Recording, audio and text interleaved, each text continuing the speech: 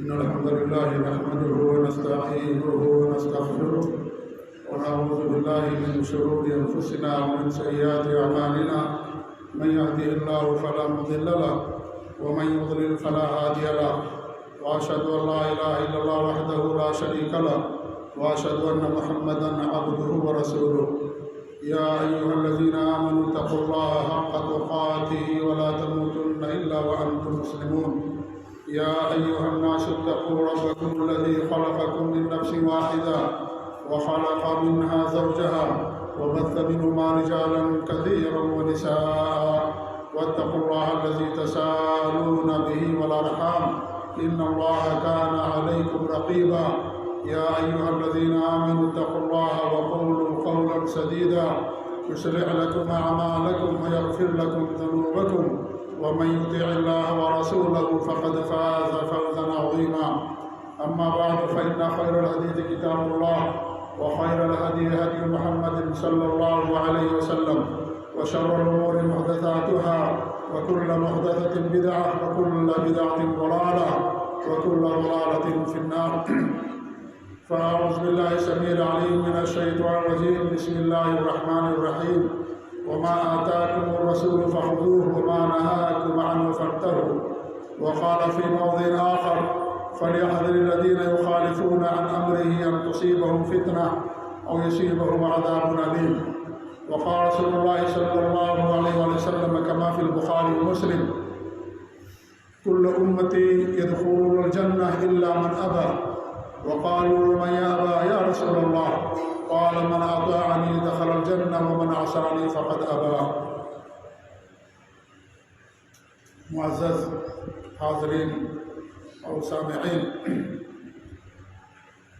گزشتہ جمعہ میں آپ حضرات کے سامنے عید میلاد النبی کے تعلق سے بات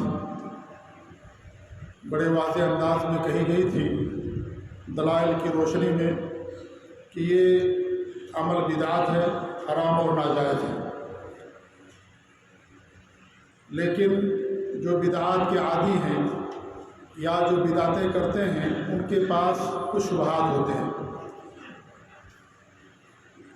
آج کے اس خطبے میں نہ صرف عید میلاد النبی کے تعلق سے بلکہ کوئی بھی بدعت جو ہمارے معاشرے میں کی جاتی ہے لوگ اس کے تعلق سے کچھ شبہات پیش کرتے ہیں. پہلا شبہ یہ ہوتا ہے کہ اگر یہ بدعت ہے تو ہمارے نبی نے منع کیوں نہیں کیا ہے.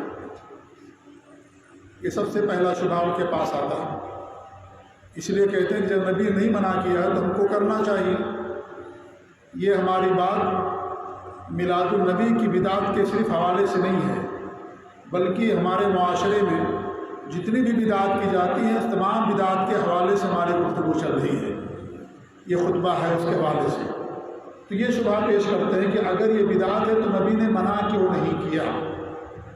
اس کا دو جواب ہے. پہلا جواب تو یہ کہ نبی نے ہر بدعت سے منع کر دیا. آپ ہر خطبے کے اندر کہا کرتے تھے کل بدعت ضلالہ، ہر بدعت گمراہی ہے، اور کل ضلالۃ فی النار، اور ہر گمراہی انسان کو جہنم کے اندر لے جانے والی. آپ نے کسی بھی بدعت کو اچھا نہیں قرار دیا، ہر بدعت گمراہی ہے. آپ ہر خطبے کے اندر سنت کی اتباع کی تعلیم دیتے تھے اور بتایا کرتے تھے کہ سب سے بہتر طریقہ محمد صلی اللہ علیہ وسلم کا طریقہ ہے، اور دین کے اندر نئی چیزوں سے بچو کیونکہ ہر نئی چیز بدعت ہوتی ہے. بدعت گمراہی اور گمراہی جہنم کے اندر لے جانے والی. تو پہلا جواب تو یہ ہے کہ آپ نے ہر بدعت سے منع کر دیا. اللہ کے رسول کی حدیث ہے من احدث فی امرنا ھذا ما لیس منہ فہو رد، جس نے کوئی نیا عمل کیا ہماری شریعت میں وہ مردود ہے، اللہ تعالیٰ اسے قبول نہیں کرے گا. یا من عمل عملا، کوئی ایسا عمل کیا جو ہماری شریعت سے ہمارے دین سے ہٹ کر کے اللہ تعالیٰ اسے قبول نہیں کرے گا. تو پہلی بات تو یہ ہے کہ ہمارے نبی نے منع کر دیا ہے، ہر بدعت سے منع کر دیا. دوسرا جو جواب ہے الزامی جواب ہے. الزامی جواب یہ ہے کہ دیکھیے بدعت یا کوئی بھی عمل کرنے کے لیے دلیل چاہیے. کوئی بھی عمل کرنے کے لیے دلیل چاہیے. اگر دلیل نہیں ہے تو اس کا مطلب یہ ہے کہ وہ بدعت ہے، ناجائز ہے. اگر ہمارے نبی نے نہیں کیا، صحابہ نے نہیں کیا، خلفائے راشدین نے نہیں کیا، جس کا مطلب یہ ہے کہ یہ نئی چیز ہے. یہ اور جب یہ نئی چیز ہے، نئی چیز ہی کو بدعت کہا جاتا ہے. اور بدعت کا تعلق دین ہی سے ہوتا ہے، دنیا سے نہیں ہوتا ہے۔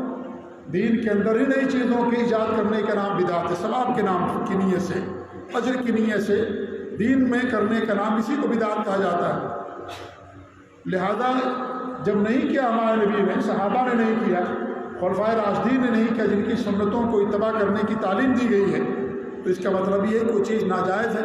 اگر وہ چیز جائز ہوتی تو ہمارے نبی صلی اللہ علیہ وسلم ضرور اس پر عمل کرتے، یا صحابہ کرام اس کے اوپر عمل کرتے، خلفائے راشدین عمل کرتے۔ ہم ان سے زیادہ متقی پرہیزگار نہیں ہو سکتے ہیں۔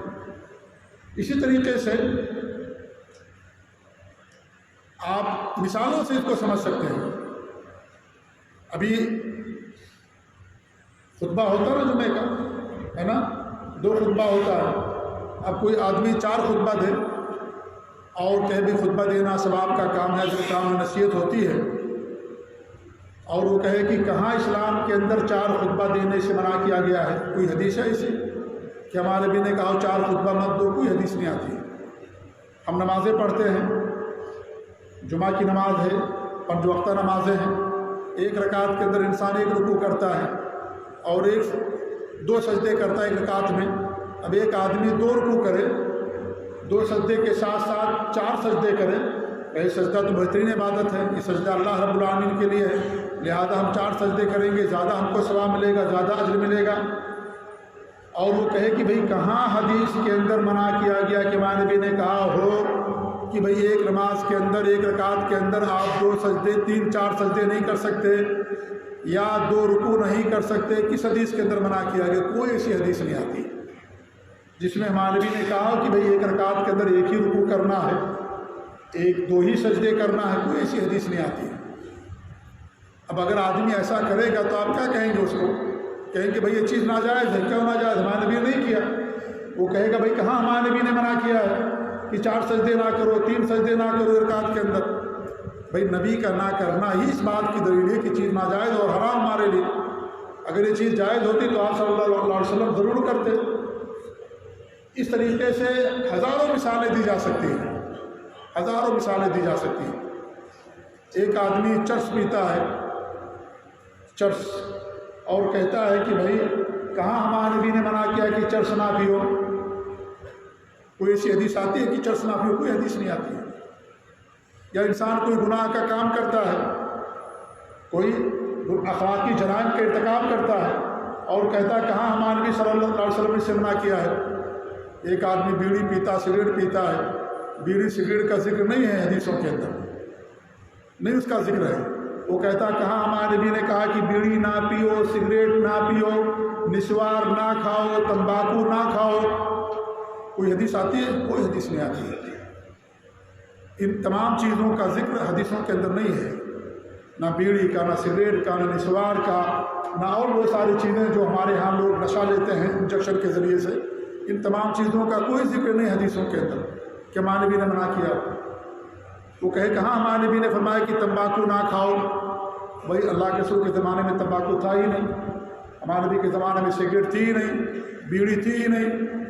تو وہ کہے کہ کہاں ہمارے نبی نے فرمایا ہے کہ بیڑی نہ پیو، تمباکو نہ کھاؤ، سگریٹ نہ پیو؟ اس لیے جب نبی نہیں منع کیا تو ہم کریں گے؟ کیا اس کا یہ کہنا صحیح ہوگا؟ اس کا یہ کہنا غلط ہوگا، حرام ہوگا، چاہے وہ کھانے پینے کے تعلق سے ہو، چاہے وہ عبادات کے تعلق سے ہو۔ کہ اگر آدمی کہے کہ ہمارے نبی نے کہاں منع کیا ہے؟ ظہر 4 رکعت ہے نا، کہیں قرآن میں کہا گیا کہ ظہر 6 رکعت نہ پڑھو؟ یا ہمارے نبی نے کوئی حدیث سنائی ہے کہ بھئی آپ جو ہے کیا نام ہے 4 رکعت سے زیادہ 6 رکعت ظہر نہ پڑھو؟ کوئی حدیث نہیں آتی ہے۔ ہمارے نبی کا عمل ہے، صحابہ کا عمل ہے۔ 4 رکعت آپ نے پڑھا، یہ نہیں کہا کہ 6 رکعت نہ پڑھو، گناہ ہے، حرام ہے، جہنم میں جاؤ گے، ایسا نہیں کہا ہمارے نبی نے۔ کوئی ایسی حدیث نہیں آتی۔ تو بدعت میرے بھائیوں جو چیز ہوتی ہے اس کے کرنے کے لیے، عمل کے لیے دلیل چاہیے۔ اگر دلیل نہیں ہے تو اس کا مطلب یہ کوئی چیز ناجائز اور حرام ہے، تو جو کرنے والا اس کو دلیل پیش کرنا ہے، نہ کرنے والے کو دلیل لے کر کے نہیں آنا ہے۔ دلیل کون لے کر کے آئے گا؟ جو کوئی عمل کرتا ہے۔ اگر کوئی کہتا ہے میلاد النبی کرنا جائز ہے، یہ ثواب کا کام، اس کو دلیل لے کر کے آنا ہے۔ یہ دلیل نہیں بنے گی کہ ہمارے نبی نے کہاں منع کیا، یہ دلیل نہیں بنے گی، کیونکہ ہمارے نبی نے یہ بھی نہیں منع کیا ہے کہ 4 رکعت ظہر کی جائے 6 رکعت نہ پڑھو۔ 2 رکوع نہ کرو ایک رکعت میں، 4 سجدے نہ کرو، ہمارے نبی نے اسے بھی نہیں منع کیا۔ تو کیا ایک آدمی کر سکتا ہے؟ کیا ہمارے نبی نے منع کیا کہ ہماری نبوت کے دن جشن نہ مناؤ؟ نہیں منع کیا ہمارے نبی نے۔ تو نبوت کے نام پر بھی جس دن نبوت ملی اس تاریخ کو بھی جشن منانا چاہیے۔ جیسے ولادت کے دن لوگ جشن مناتے ہیں، ایسے ہی اس دن بھی جشن منانا چاہیے۔ کہ ہمارے نبی نے منع کیا؟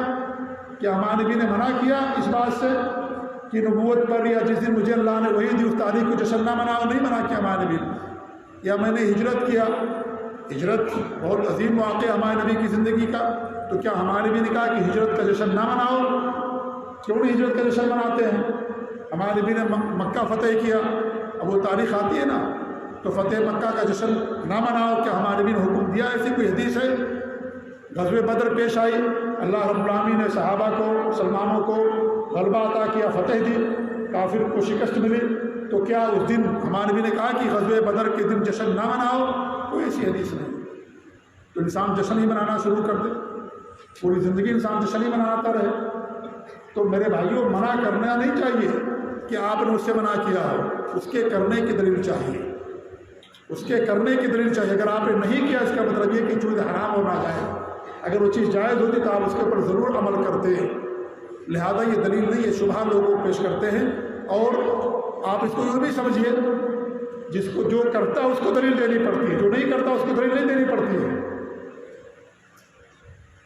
آپ کے پاس گاڑی ہوتی ہے، مان لیجیے گاڑی ہے، کوئی بھی چیز ہے، آدمی کیا کرتا ہے؟ ایک آدمی کہتا ہے یہ گاڑی ہماری نہیں ہے، تو کیا اس سے دلیل مانگی جاتی ہے کہ آپ ثبوت لے کر کے آؤ کہ گاڑی آپ کی نہیں ہے؟ مان لیجیے باہر گاڑی کھڑی ہے، کسی کی بائک کھڑی ہے، موٹر سائیکل کھڑی، کوئی بھی گاڑی کھڑی، کار کھڑی ہے، ایک آدمی کہتا ہے کس کی کار بھائی؟ میں کہتا ہوں میری کار نہیں ہے، یا آپ کہتے میری کار نہیں ہے، تو کہتا آپ دلیل لے کر کے آپ کی کار نہیں ہے، اس کے لیے ثبوت لے کر آؤ، پیپر لے کر کے آؤ کہ آپ کی دلیل نہیں ہے۔ دلیل وہ نہیں لے کر کے، جو کہے گا کہ میری کار ہے وہ دلیل لے کر کے آئے گا، اس کے پاس استمارہ ہوگا، اس کے پاس پیپر ہوگا، اس کے نام سے گاڑی ہوگی، وہ دلیل لے کر کے آئے گا۔ اس کو ثابت کرنا ہے کہ گاڑی ہماری ہے، اس آدمی کے پاس پیپر ہونا چاہیے۔ جو آدمی انکار کرے اس کو دلیل نہیں لے کر کے آنا ہے کہ بھئی ہماری ہے ہی نہیں، تمہیں کہاں دلیل لے کر کے آؤ۔ اس لیے جو بدعت کرتے ہیں ان کو دلیل لے کر کے آنا ہے، دلیل ان کو دینی پڑتی ہے کہ ہمارے نبی نے عمل کیا ہو، نہیں کیا، اس کا مطلب یہ کہ ناجائز ہے، اس کا مطلب کہ حرام، اللہ نے دین کو مکمل کر دیا۔ تو یہ لوگ شبہ پیش کرتے ہیں، ایسے ہی شبہ پیش کرتے ہیں کہ بھئی حرج کیا ہے؟ بھئی بہت بڑا حرج ہے کہ آپ اللہ کے رسول زیادہ متقی ہیں، صحابہ خلفائے راشدین سے آپ زیادہ متقی ہیں۔ اگر حرج نہیں ہوتا تو ہمارے نبی نے کیوں نہیں کیا؟ ہمارے نبی نے کیوں نہیں کیا اس پر عمل؟ صحابہ نے کیوں نہیں کیا؟ خلفائے راشدین نے کیوں نہیں عمل کیا اس کے اوپر؟ حرج ہے تبھی تو نہیں کیا نا انہوں نے، یہ غلط کام ہے تبھی تو نہیں کیا انہوں نے۔ اگر یہ صحیح کام ہوتا، ثواب کا کام ہوتا، ضرور عمل کرتے۔ کیا صحابہ کوئی ایسی نیکی جو انہوں نے نہ کی ہو؟ کوئی خیر کا کام چھوڑا صحابہ نے؟ اللہ رب العالمین ان کے ایمان کی گواہی دی، ان کو جنتی قرار دیا، ان کے لیے مغفرت کا اور رضامندی کا وعدہ کیا۔ ان کے اعمال کو دیکھ کر کے، تو جو ان کے اعمال تبھی اعمال اپنانا ہے، جو انہوں نے نہیں کیا اس کو ہم کو چھوڑ دینا ہے۔ تو جب انہوں نے نہیں کیا تو ہمیں بھی نہیں کرنا، اگر کرتے تو اس کا ذکر ہوتا۔ تو حرج ہے اس کے اندر، بہت بڑا حرج ہے۔ انسان اپنے آپ کو زیادہ متقی سمجھتا ہے، زیادہ پرہیزگار سمجھتا ہے کہ ہم تو زیادہ صحابہ سے متقی ہو گئے، پرہیزگار ہو گئے، یہ خیر رہ گیا ان سے، یہ عمل رہ گیا ان سے، یہ خیر کا کام ان سے رہ گیا، یہ عمل کا کام ان سے رہ گیا۔ تو اس طریقے سے بہت بڑا حرج اس کے اندر۔ ایک شبہ یہ بھی پیش کرتے ہیں لوگ کہ بھئی جس کو مسلمان اچھا سمجھیں وہ اچھی چیز ہے، جس کو مسلمان غلط سمجھے وہ غلط چیز ہے۔ عبداللہ بن مسعود کا ایک اثر ہے، اس اثر کو لوگ پیش کرتے ہیں، حالانکہ عبداللہ بن مسعود کے اثر کا مطلب یہ ہے کہ صحابہ، المسلمون سے مراد وہاں پر صحابہ۔ اسے عبداللہ بن مسعود رضی اللہ تعالیٰ عنہ کا جو قول ہے، جو مسند احمد کی اور طبرانی کی جو کے اندر جو مذکور ہے، انہوں نے کیا فرمایا؟ ان اللہ نظر فی قلوب العباد، کہ اللہ رب العالمین نے بندوں کو، دلوں کو دیکھا، فوجد قلب محمد صلی اللہ علیہ وسلم خیر قلوب العباد، تو سارے بندوں میں، پوری مخلوق کے اندر سب سے بہتر دل نبی صلی اللہ علیہ وسلم کا پایا۔ تو اللہ رب العالمین ان کو منتخب کر لیا رسالت کے لیے، نبوت عطا فرمائی۔ اس کے بعد فنظر فی قلوب العباد بعد قلب محمد صلی اللہ علیہ وسلم فوجد قلوب الصحابہ افضل قلوب العباد۔ پھر اللہ رب العالمین نے ہمارے نبی کا انتخاب کر لینے کے بعد، نبی کا دل دیکھنے کے بعد، اور لوگوں کے دلوں کو دیکھا، صحابہ کا دل سب سے بہتر دل پایا، صحابہ کا دل سب سے پاکیزہ دل پایا۔ ان صحابہ کو اپنے نبی کا وزیر بنایا، اپنے نبی کا ساتھی بنایا، اور انہوں نے اپنے نبی کے لیے دین کے ساتھ کے نبی کے ساتھ جنگ کیا، جہاد کیا۔ فما رآہ المسلمون حسنا فهو حسن، اب یہ مسلمان صحابہ جس کو اچھا سمجھے وہ اچھا ہے، وما رآہ سیئا فهو سیئ، اور جس کو یہ برا سمجھے وہ برا۔